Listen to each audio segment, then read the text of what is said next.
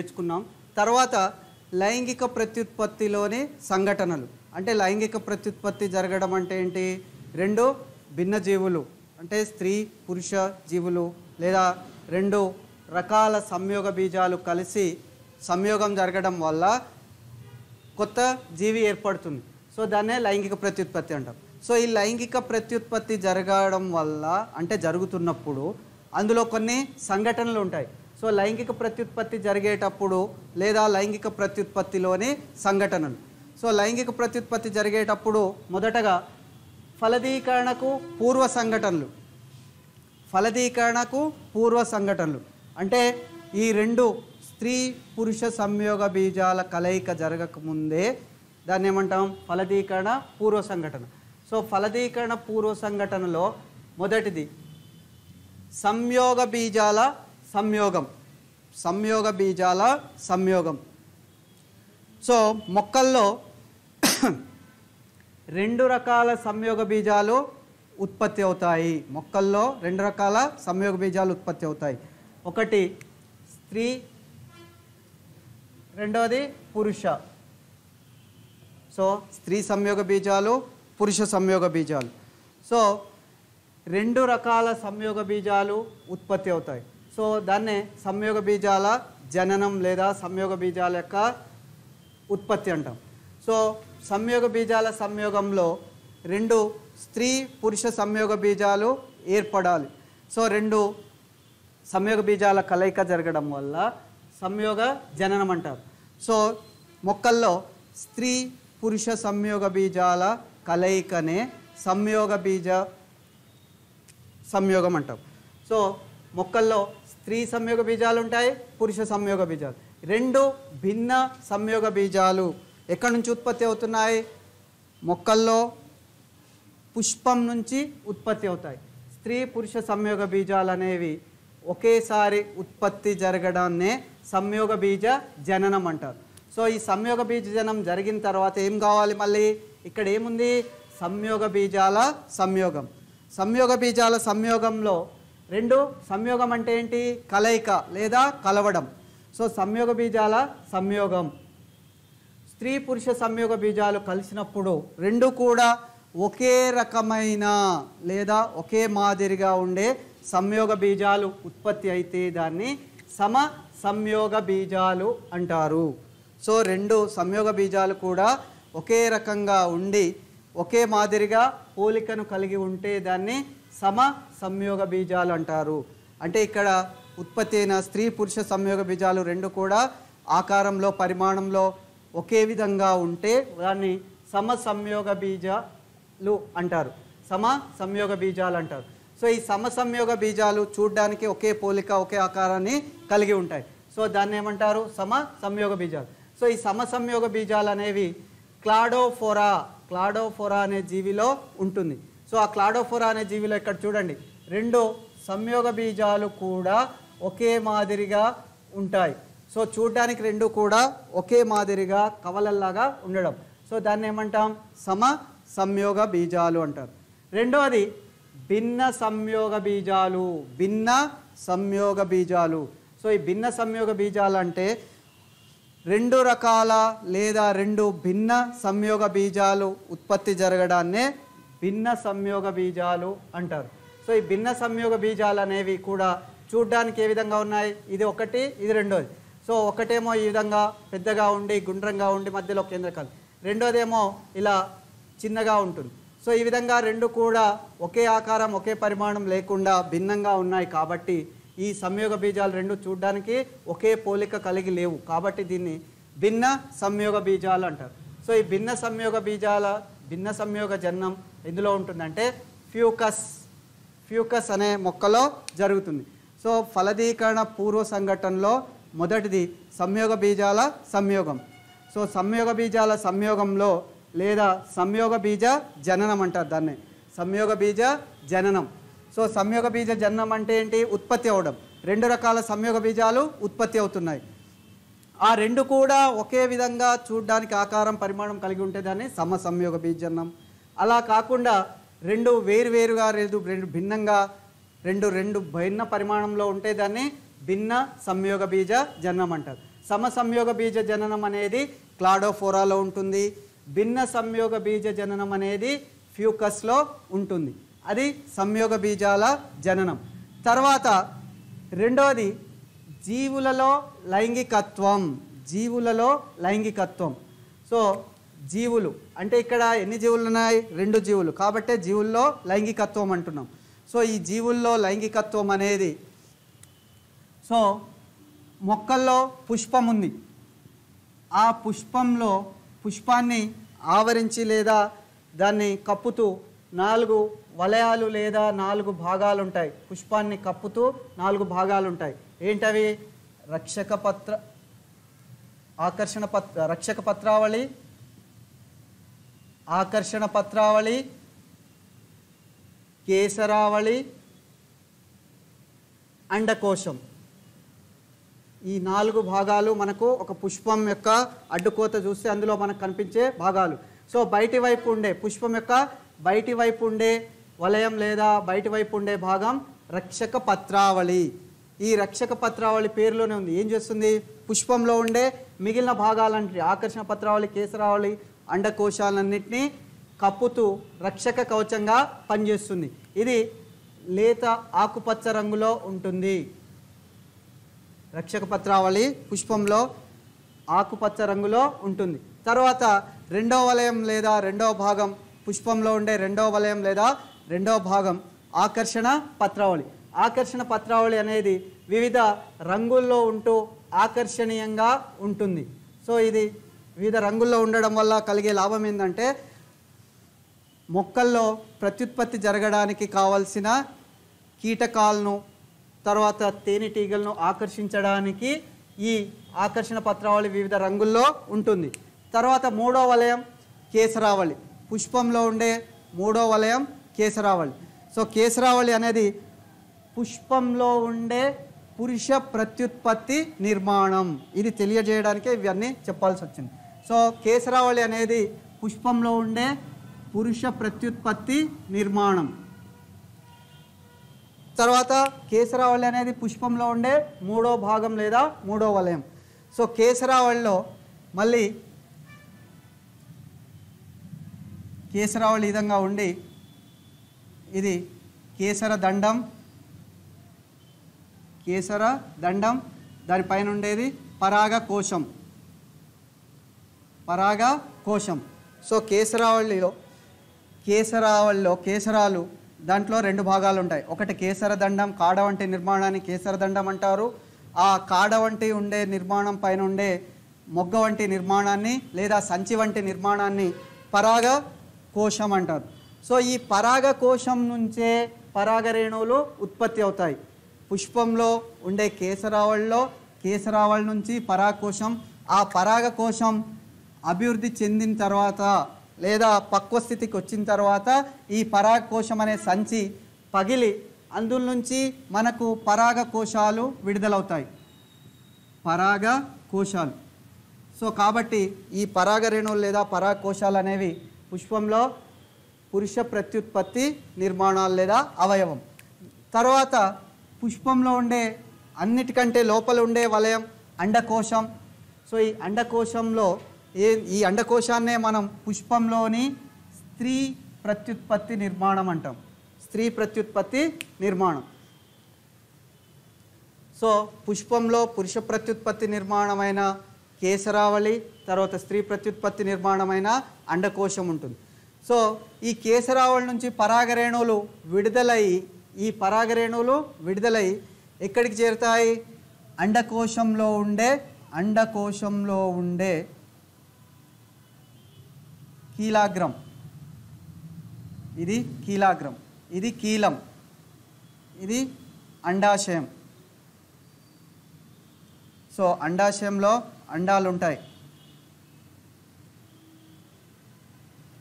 So అండకోశంలో 3 భాగాలు ఉంటాయి. ఇంతకుముందు మనం కేసరావళిలో ఏ విధంగా 2 భాగాలు ఉన్నాయని నేర్చుకున్నామో, కేసరదండం, పరాగకోశం, అలాగే అండకోశంలో కూడా 3 భాగాలను కలిగి ఉంటుంది. సో పీఠ భాగంలో ఉబ్బి ఉండే పెద్ద భాగాన్ని అండాశయం అంటాం. తర్వాత అండాశయం పైన ఉండే గొట్టం వంటి నిర్మాణాన్ని లేదా గరాటు వంటి నిర్మాణాన్ని కీలం అంటాం. తర్వాత కీలం పైన ఉండే తడిగా ఉండే నిర్మాణాన్ని కీలాగ్రం అంటాం. సో ఈ కీలాగ్రం పైనే ఎక్కడి నుంచి కేసరావళి నుంచి లేదా పరాగకోశం నుంచి పరాగరేణువులు ఉత్పత్తి అయి గాలి ద్వారా లేదా కీటకాల ద్వారా కీలాగ్రం పైన చేరి పరాగ సంపర్కం జరుగుతుంది. సో పుష్పంలో పరాగ సంపర్కం జరగాలంటే పరాగరేణువులు ఉత్పత్తి జరిగి ఆ పరాగరేణువులు అండకోశం పైన ఉండే కీలాగ్రం పైన చేరడం వలన పరాగ సంపర్కం అనేది జరుగుతుంది. సో పరాగ సంపర్కం జరుగుతుంది. సో స్త్రీ పురుష బీజాలు జరుగుతున్నాయి. అంటే ఆ పురుష ప్రత్యుత్పత్తి నిర్మాణాలను కేసరావళి నుంచి పరాగకోశం, ఈ పరాగకోశంలో ఉండే పరాగకోశ సిద్ధబీజ మాతృకణాలు క్షయకరణ విభజన చెందడం వల్ల పరాగకోశ సిద్ధబీజ మాతృకణాలు క్షయకరణ విభజన చెందడం ద్వారా పరాగకోశ సిద్ధబీజ మాతృకణాలు ఈ సిద్ధబీజ మాతృకణాలు క్షయకరణ విభజన చెంది వాటి నుంచి సూక్ష్మ సిద్ధ బీజాలు ఉత్పత్తి అవుతాయి. అలాగే అండకోశంలో ఉండే అండాశయంలో అండాలు ఉన్నాయి. తర్వాత ఈ అండాల్లో స్త్రీ సంయోగ బీజదం లేదా పిండకోశం.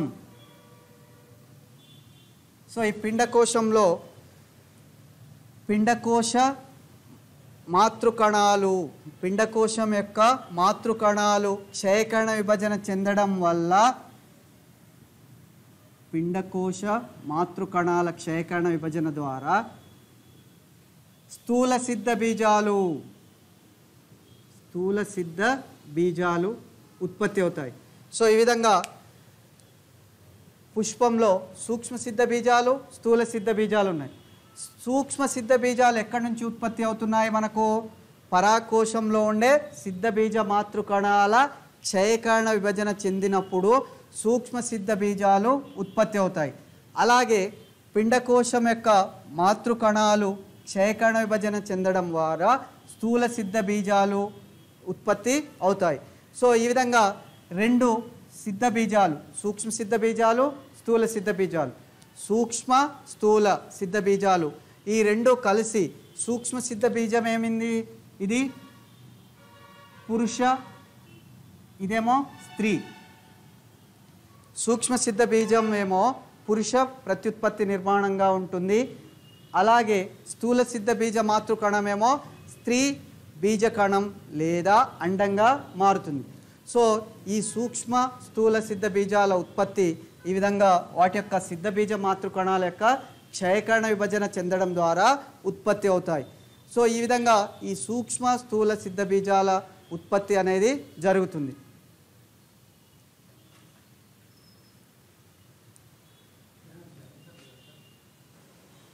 జీవుల్లో లైంగికత్వం, ఇంతకుముందు జీవుల్లో లైంగికత్వం గురించి చెప్తున్నాం.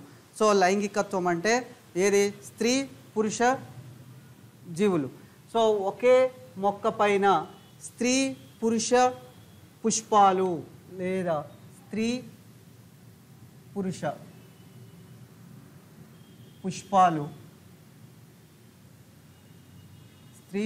పుష్పాలు ఒకే మొక్క పైన ఉత్పత్తి అయితే దాన్ని ఏమంటామంటే ద్విలింగాశ్రయ స్థితి.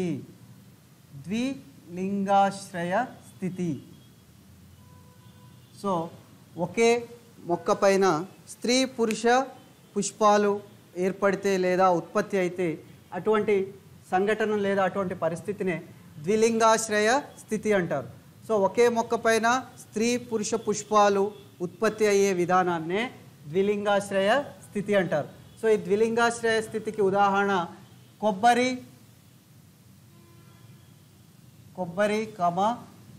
కుకుర్బీట. కొబ్బరి అంటే మీ అందరికి తెలుసు కొబ్బరికాయ. తర్వాత కుకుర్బీట అంటే దోస సంబంధించిన మొక్కలు. సో ద్విలింగాశ్రయ స్థితి అనేది ఒకే మొక్క పైన రెండు అంటే స్త్రీ పుష్పాలు పురుష పుష్పాలు ఉత్పత్తి అయితే దాన్నే ద్విలింగాశ్రయ స్థితి అంటారు. అలాగే కొన్ని మొక్కల్లో అయితే స్త్రీ పుష్పమైనా కావచ్చు లేదా పురుష పుష్పమైన ఉత్పత్తి అవ్వచ్చు. సో స్త్రీ లేదా పురుష పుష్పాల ఉత్పత్తి, స్త్రీ అయినా కావచ్చు లేదా పురుష పుష్పాలు, సో ఏదో ఒకటి మాత్రమే ఉత్పత్తి అయితే అటువంటి విధానాన్ని ఏమంటామంటే ఏకలింగాశ్రయ స్థితి. ఏకలింగాశ్రయ స్థితి, ఏకలింగాశ్రయ స్థితి. సో ఏకలింగాశ్రయ స్థితి అంటే ఒక మొక్కలో స్త్రీ పుష్పమైనా కావచ్చు లేదా పురుష పుష్పమైన ఉత్పత్తి అయితే, లేదా స్త్రీ పురుష పుష్పాలు రెండు వేరువేరు మొక్కలపైన ఉత్పత్తి అయితే అటువంటి సంఘటననే ఏకలింగాశ్రయ స్థితి అంటారు. సో ఏకలింగాశ్రయ స్థితిని చూపించే మొక్కలకు ఉదాహరణ మనకు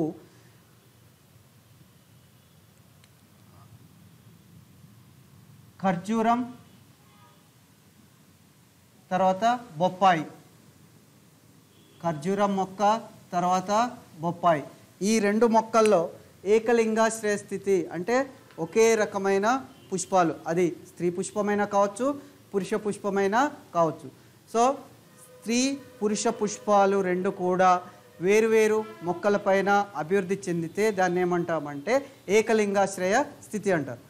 సో అది జీవుల్లో ఉండే లైంగికత్వానికి ఉదాహరణకు చెప్పవచ్చు. తర్వాత ఆవృత బీజ పుష్పంలో పరాగ సంపర్కం ఫలదీకరణం తర్వాత జరిగే సంఘటనలు లేదా మార్పులు.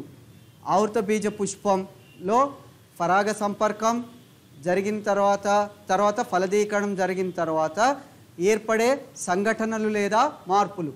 ఒక ఆవృత బీజ పుష్పంలో పరాగ సంపర్కం జరగాలి అంటే, పరాగ సంపర్కం అంటే ఏందో ముందు మీకు తెలియాలి. సో పరాగ సంపర్కం జరగాలంటే పుష్పంలోని ఏది పరాగరేణువులు. పరాగరేణువులు ఎందు నుంచి ఉత్పత్తి అవుతాయి? పరాగ కోశం. సో పరాగరేణువులు అనేవి పరాగ కోశం నుంచి ఉత్పత్తి అవుతాయి. సో పరాగరేణువులు అనేవి ఏంటి? పురుష ప్రత్యుత్పత్తి నిర్మాణం. సో ఈ పరాగరేణువులు, పుష్పంలోని పరాగరేణువులు పుష్పంలోని కీలాగ్రానికి, అదే పుష్పంలో కావచ్చు లేదా వేరే పుష్పంలో, సో ఈ పరాగరేణువులు ఒక పుష్పంలోని కీలాగ్రానికి చేరినప్పుడు ఆ కీలాగ్రం, పుష్పంలో ఉండే కీలాగ్రం ఎల్లప్పుడూ, ఇంతకుముందు చెప్పాను ఇది కీలాగ్రం. సో ఈ కీలాగ్రం ఎప్పుడు తడితడిగా ఉంటుంది. సో ఎందుకంటే ఇక్కడ మకరందం ఉండడం వల్ల, సో మకరందం ఉంటుంది కాబట్టి కీలాగ్రం పైన కీటకాలు తర్వాత తేనెటీగలు అవి చేరి వాళ్ళు ఇక్కడ నుంచి మకరందాన్ని స్వీకరించుకుంటాయి. సో అలా పరాగరేణువులు ఒక పుష్పం యొక్క లేదా అదే పుష్పం లేదా వేరే మొక్క పైన ఉండే పుష్పంలోని కీలాగ్రం చేరడాన్ని పరాగ సంపర్కం అంటారు. సో పరాగ సంపర్కం అంటే పుష్పంలో ఉండే పరాగరేణువులు కీలాగ్రాన్ని చేరడాన్నే ఏమంటారు? పరాగ సంపర్కం. సో ఒక పుష్పంలో ఉండే పరాగరేణువులు అదే పుష్పంలో ఉండే కీలాగ్రానికి చేరడాన్నే పరాగ సంపర్కం అంటారు. సో పరాగ సంపర్కం జరగడం వల్ల ఏం జరుగుతుందంటే, పరాగ సంపర్కం తర్వాత ఏమవుతుంది? పరాగరేణువులు విడుదలైనాయి కాబట్టి ఆ పరాగరేణువులు విడుదలైన తర్వాత కేసరావళి, తర్వాత ఆకర్షణ పత్రాలు, తర్వాత రక్షక పత్రాలు, ఇవన్నీ ఏమవుతాయి? వడలిపోయి రాలిపోతాయి. సో ఆవృత బీజ పుష్పంలో పరాగ సంపర్కం ఫలదీకరణం జరిగిన తర్వాత ఆ పుష్పంలో ఉండే ఏంటేంటి? రక్షక, ఆకర్షక,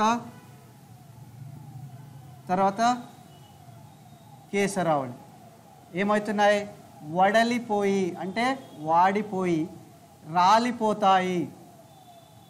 అంటే ఎప్పుడైతే పరాగ సంపర్కం ఫలదీకరణ జరిగిందో అప్పుడు వీటితో ఆ పుష్పానికి ఎక్కువగా అవసరాలు ఉండవు. కాబట్టి పుష్పంలో పరాగ సంపర్కం ఫలదీకరణ జరిగిన వెంటనే రక్షక పత్రాలు, ఆకర్షణ పత్రాలు, కేసరావళి వడలిపోయి అంటే ఎండిపోయి రాలిపోతాయి.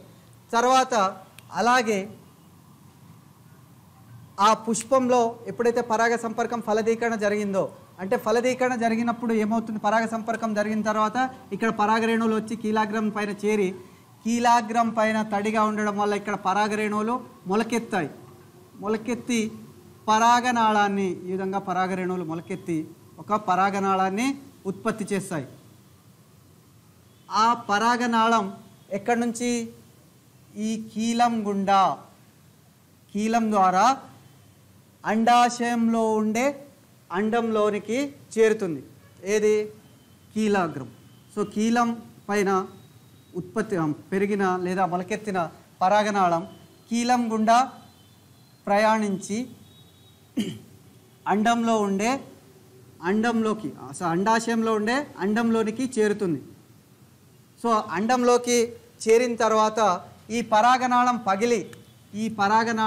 పగిలి ఇందులో నుంచి 2 పురుష సంయోగ బీజాలు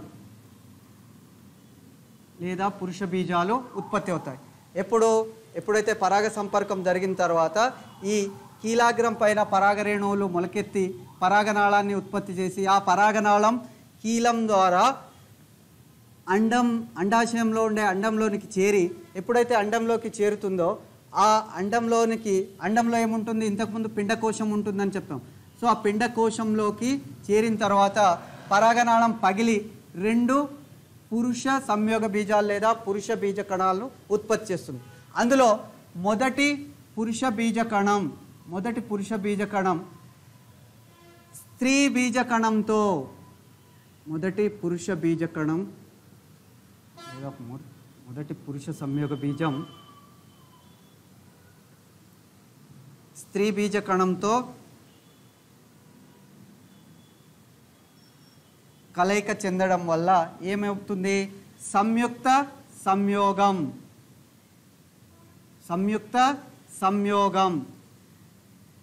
లేదా ఫలదీకరణ అంటారు దీన్ని. సో ఈ సంయుక్త సంయోగం అంటే 2 సంయోగ బీజాల కలయిక జరిగింది. పురుష సంయోగ బీజాలు, తర్వాత స్త్రీ బీజకణం. ఈ 2, ఇది ఏకస్థితికం, ఇది ఏకస్థితికం. ఈ 2 కలయిక జరగడం వల్ల ద్వయస్థితికంలో ఉండే సంయుక్త సంయోగం ఏర్పడుతుంది. దీన్ని ఏమంటారంటే ఫలదీకరణ అంటారు. పుష్పంలో ఫలదీకరణ. సో పుష్పంలో ఫలదీకరణ జరిగేది ఎక్కడ అంటే అండంలో ఉండే పిండకోశంలో జరుగుతుంది. ఆ పిండకోశంలో ఉండే ఒక మొదటి పురుష సంయోగ బీజం స్త్రీ బీజ కణంతో కలయిక జరగడం వల్ల సంయుక్త సంయోగం లేదా ఫలదీకరణ అనేది జరుగుతుంది. తర్వాత ఇక్కడ రెండో పురుష సంయోగ బీజం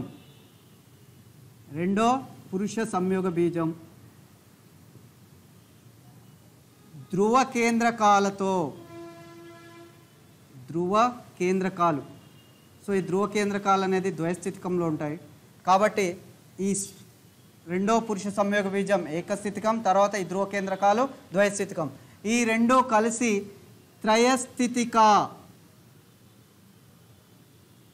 త్రయస్థితిక ప్రాథమిక అంకురచ్ఛేద కేంద్రాన్ని ఏర్పరుస్తుంది. ప్రాథమిక అంకురచ్ఛేద కేంద్రం, దీన్ని పెన్ ప్రైమరీ ఎండోస్పామ్ న్యూక్లియస్ అంటారు. సో రెండో పురుష సంయోగ బీజం ధ్రువ కేంద్రకాలతో కలయిక జరగడం వల్ల త్రయస్థితికంలో ఉండే ప్రాథమిక అంకురచ్ఛేద కేంద్రం ఏర్పడుతుంది. సో పుష్పంలో పరాగ సంపర్కం ఫలదీకరణ తర్వాత రక్షక, ఆకర్షణ, కేసరావళి, వడలి రాలిపోతాయి. తర్వాత ఇక్కడ సంయుక్త సంయోగం జరగడం వల్ల అండాశయం ఫలంగా మారుతుంది. అండాశయం ఎప్పుడు ఫలంగా మారుతుంది? ఫలదీకరణ జరిగిన తర్వాత మాత్రమే అండాశయం ఫలంగా మారుతుంది. తర్వాత అండాశయంలో ఉండే విత్తనాలు, అండాశయంలోని అండాలు విత్తనాలుగా మారుతాయి. ఫలదీకరణ తర్వాత, పుష్పంలో ఫలదీకరణ తర్వాత అండాశయం మొత్తం ఫలంగా, అంటే మనం పుష్పంలో ఏ భాగాన్ని తింటున్నాం? ఫలంగా అండాశయాన్ని. సో అండాశయం ఫలంగా మారుతుంది కాబట్టి మనం తినే భాగం అండాశయం.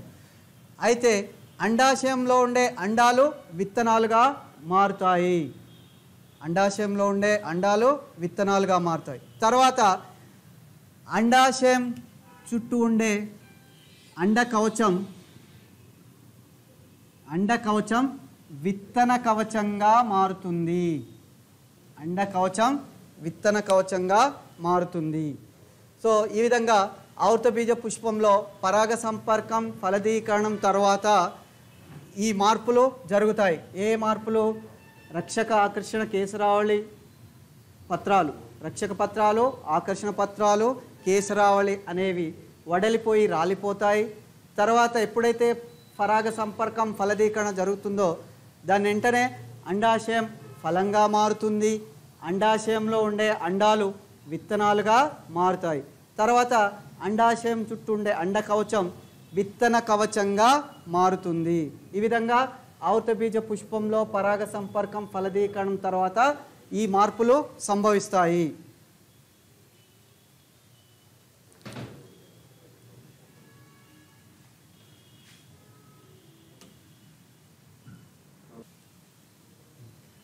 ప్రత్యుత్పత్తి విధానాల్లో చివరి అంశం ఏంటంటే, ఈ ఆవర్తబీజ మొక్కల్లో ఫలదీకరణ జరిగింది. ఫలదీకరణ జరిగిన తర్వాత సంయుక్త బీజం, ఆ సంయుక్త బీజం నుంచి పిండం, ఆ పిండం నుంచి విత్తనాలు ఏర్పడతాయి. విత్తనాలు ఏర్పడ్డ తర్వాత ఆ విత్తనాల నుంచి నెక్స్ట్ ఇయర్ లేదా తదుపరి సంవత్సరం వాటిని మనం విత్తడం ద్వారా ఆ విత్తనాల నుంచి కొత్త మొక్కలు ఏర్పడతాయి.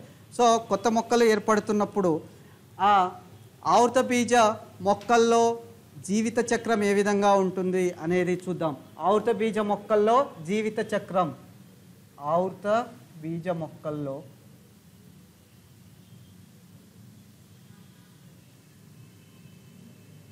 జీవిత చక్రం లోని దశలు. సో ఆవర్తబీజ మొక్క జీవిత చక్రంలోని దశలు. ఆవర్తబీజ మొక్క జీవిత చక్రంలో ముఖ్యంగా 2 దశలు ఉంటాయి. ఒకటి సిద్ధ బీజద దశ, సిద్ధ బీజద దశ. రెండవది సంయోగ బీజ దశ.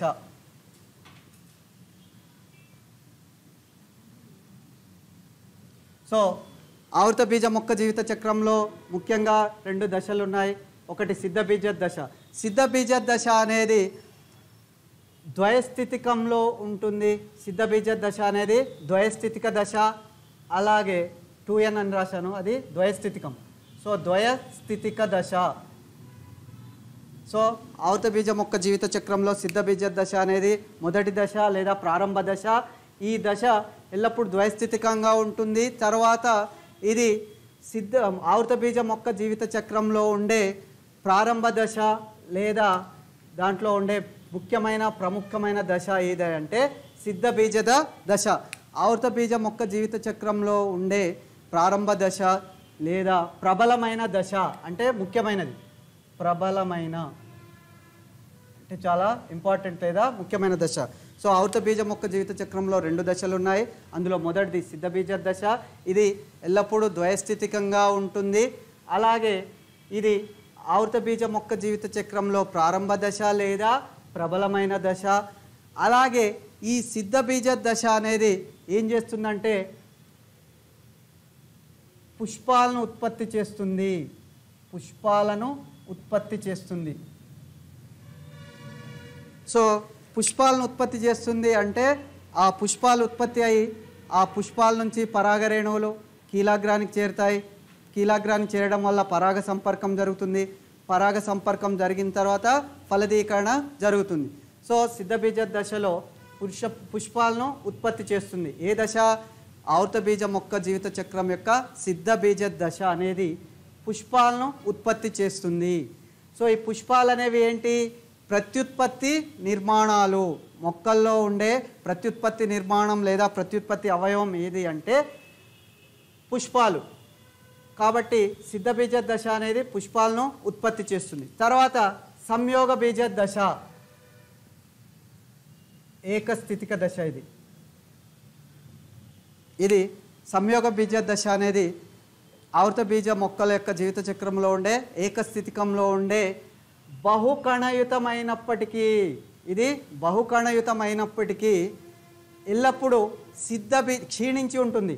సంయోగ బీజ దశ అనేది ఆవర్త బీజ మొక్క జీవిత చక్రంలో ఉండే రెండవ దశ. ఈ సంయోగ బీజ దశ ఏకస్థితికంగా ఉంటుంది మరియు బహుకణయుతమైనప్పటికీ, అంటే అధికంగా ఒక కణం కంటే ఎక్కువ కణాలు ఉన్నప్పటికీ బహుకణయుతమైనప్పటికీ క్షీణించిపోయి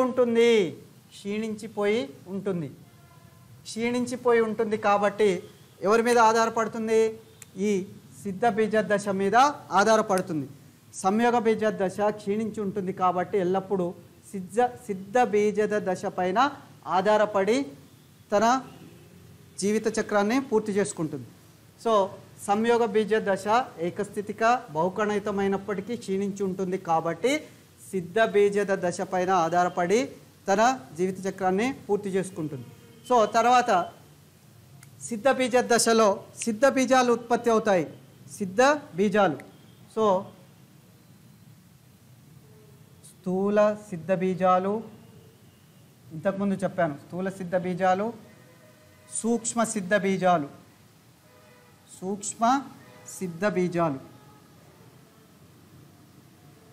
సో స్థూల సిద్ధ బీజాలు, సూక్ష్మ సిద్ధ బీజాలు, ఈ విధంగా రెండు రకాల సిద్ధ బీజాలు ఉత్పత్తి అవుతాయి సిద్ధ బీజ దశలో. సో స్థూల సిద్ధ బీజాలు అనేవి ఎక్కడి నుంచి ఉత్పత్తి అవుతాయంటే అండాశయంలోని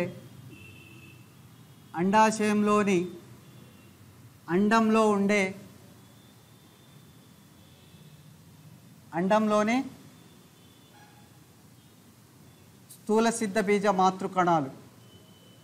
స్థూల సిద్ధ బీజ మాతృకణాలు. స్థూల సిద్ధ బీజాలు ఎల్లప్పుడూ అండంలో ఉండే పిండకోశంలోని స్థూల సిద్ధ బీజ మాతృకణాలు క్షయకరణ విభజన చెందడం వలన ఈ స్థూల సిద్ధ బీజాలు ఉత్పత్తి అవుతాయి. దాన్నే స్థూల సిద్ధ బీజ జననం అంటారు. స్థూల సిద్ధ బీజ జననం అంటే అండాశయంలో ఉంచే అండాలు, ఆ అండాల్లో ఉండే పిండకోశంలో ఉండే స్థూల సిద్ధ బీజ మాతృకణాలు క్షయకరణ విభజన చెందడం వల్ల స్థూల సిద్ధ బీజాలు ఏర్పడతాయి. సో స్థూల సిద్ధ బీజ అనేది స్త్రీ ప్రత్యుత్పత్తి నిర్మాణం. తర్వాత సూక్ష్మ సిద్ధ బీజాలు. సూక్ష్మ సిద్ధ బీజాలు అనేవి పరాగకోశంలోని పరాగకోశ మాతృకణాలు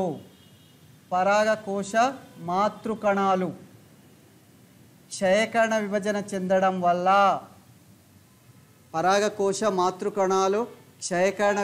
చెందడం వల్ల ఈ సూక్ష్మ సిద్ధ బీజాలు ఉత్పత్తి అవుతాయి. సో సూక్ష్మ సిద్ధ బీజాల ఉత్పత్తి లేదా జననం అంటే పరాగకోశంలో ఉండే పరాగకోశ మాతృకణాలు క్షయకరణ విభజన చెందడం ద్వారా సూక్ష్మ సిద్ధ బీజాలు ఉత్పత్తి అవుతాయి. దాన్నే సూక్ష్మ సిద్ధ బీజ జననం అంటారు. ఈ విధంగా స్థూల సూక్ష్మ సిద్ధ బీజాలు రెండు కలిసి స్థూల సూక్ష్మ సిద్ధ బీజాలు, అంటే స్థూల అంటే ఏమో స్త్రీ ప్రత్యుత్పత్తి నిర్మాణం, సూక్ష్మ అనేది పురుష ప్రత్యుత్పత్తి అవయవం. సో ఈ రెండు కలయిక జరగడం వల్ల సంయుక్త సంయోగం ఏర్పడుతుంది.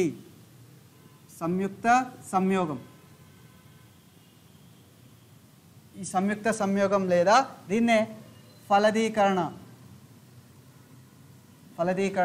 అంటారు. సో స్త్రీ పురుష సంయోగ బీజాలైన స్థూల సూక్ష్మ సిద్ధ బీజాల కలయిక వల్ల సంయుక్త సంయోగం జరిగిందంటే ఫలదీకరణ. సంయుక్త సంయోగం జరగడం వల్ల సంయుక్త బీజాలు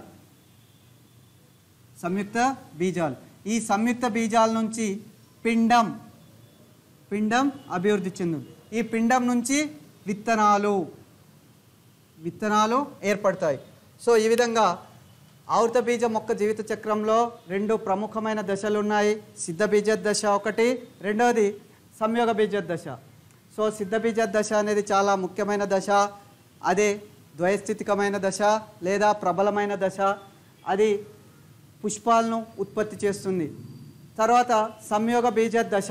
సంయోగ బీజ దశ అనేది ఏకస్థితికమై బహుకణయుతమైనప్పటికీ క్షీణించి ఉంటుంది కాబట్టి సిద్ధబీజ దశ పైన ఆధారపడి ఉంటుంది. సో ఆవృత బీజ మొక్కల్లో 2 రకాల సిద్ధ బీజాలు ఉత్పత్తి అవుతాయి. స్థూల సిద్ధ బీజాలు, సూక్ష్మ సిద్ధ బీజాలు. స్థూల సిద్ధ బీజాలు ఏమో స్త్రీ ప్రత్యుత్పత్తి నిర్మాణాలుగా చెప్పుకున్నాం. సూక్ష్మ సిద్ధ బీజాలనేమో పురుష ప్రత్యుత్పత్తి నిర్మాణాలుగా చెప్పుకున్నాం. ఇవి స్థూల సిద్ధ బీజాలేమో స్థూల సిద్ధ బీజ మాతృకణాలు క్షయకణ విభజనం చెందడం వల్ల ఏర్పడతాయి. సూక్ష్మ సిద్ధ బీజాలేమో పరాకోశ మాతృకణాలు క్షయకణ విభజన చెందడం వల్ల సూక్ష్మ సిద్ధ బీజాలు ఉత్పత్తి అవుతాయి. సో ఈ స్థూల సూక్ష్మ రెండు కలిసి లేదా సంయోగం చెంది సంయుక్త సంయోగం లేదా ఫలదీకరణ జరిగి ఆ ఫలదీకరణ జరిగిన తర్వాత సంయోగ బీజాలు ఉత్పత్తి అవుతాయి. ఆ సంయోగ బీజాల నుంచే పిండం ఉత్పత్తి అవుతుంది. ఈ పిండం నుంచి అంకురచ్ఛదం, తర్వాత అంకురచ్ఛదాల నుంచి విత్తనాలు ఉత్పత్తి అవుతాయి. సో ఈ విధంగా ఆవృత బీజ మొక్క జీవిత చక్రంలో 2 దశలు ఉంటాయి. అయితే ఇప్పుడు మనం చెప్పుకున్న ఈ ప్రత్యుత్పత్తి మొక్కల్లో ప్రత్యుత్పత్తిలో 6వ చాప్టర్ ఏంటంటే ప్రత్యుత్పత్తి విధానాలు. సో ప్రత్యుత్పత్తి విధానాల్లో మనం ప్రత్యుత్పత్తి దాని రకాలు నేర్చుకున్నాం. ప్రత్యుత్పత్తి రకాలు, ప్రత్యుత్పత్తిలో 2 రకాలు ఉన్నాయి. ఆ 2 రకాల ప్రత్యుత్పత్తుల మధ్య అంటే అలైంగిక లైంగిక ప్రత్యుత్పత్తి మధ్య తేడాలు, తర్వాత మొక్కల్లో సంయోగ బీజ జననం గురించి నేర్చుకున్నాం. తర్వాత జీవుల్లో లైంగికత్వం గురించి నేర్చుకున్నాం. తర్వాత ఆవృత బీజ పుష్పంలో పరాగ సంపర్కం, ఫలదీకరణం తర్వాత ఎటువంటి సంఘటనలో మార్పులు జరుగుతున్నాయో నేర్చుకున్నాం. తర్వాత ఆవృత బీజ మొక్క జీవిత చక్రంలో ఉండే దశల గురించి నేర్చుకున్నాం. ఈ చాప్టర్లో ఇవి 4 మార్క్స్ ఆన్సర్స్ కింద మనకు వస్తాయి.